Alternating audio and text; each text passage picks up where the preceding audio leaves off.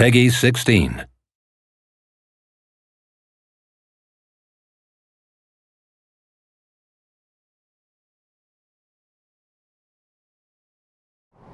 We started with the idea that we wanted to set it in the future, but in a beautiful future. We took the idea of magic and turned it into technology, so we grounded it in a reality that we could foresee.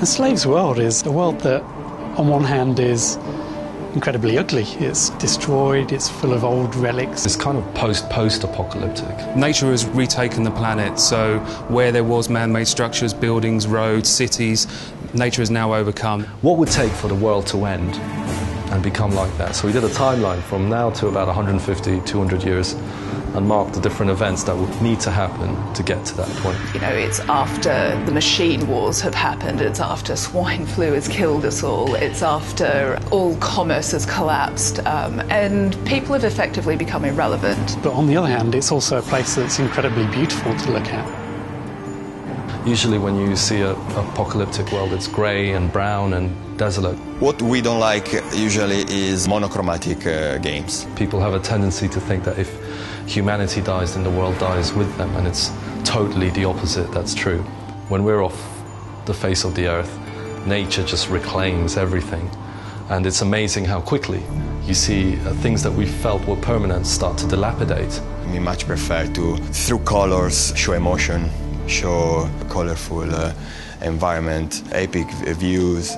Larger than life, you know, everything's richer than you imagine. You know, if we're going to add atmospherics or lens flares to the game, or fog, or transmit kind of lighting through leaves and through skin, let's look at how we can actually do that physically correct, and then let's ramp that up, because that's the style we're trying to go for. You know, it's believable, but it's richer and larger than life.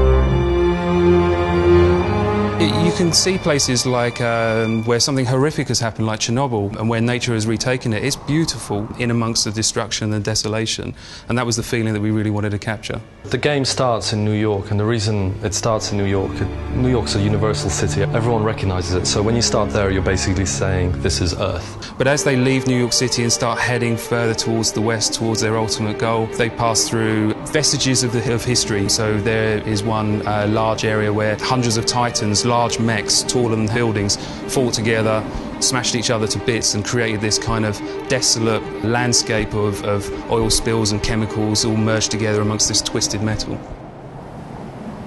When you go through later levels, you know, things start to get even more kind of grander and a bit more fantasy. It'll at least be remembered when you play it. Like, there'll be imagery, there'll be sounds, there'll be an experience about it that then becomes part of you. That's how you kind of immortalize your games. And that's what we're trying to achieve. Make a game that we would want to watch, play, touch, hear, see. That's our objective.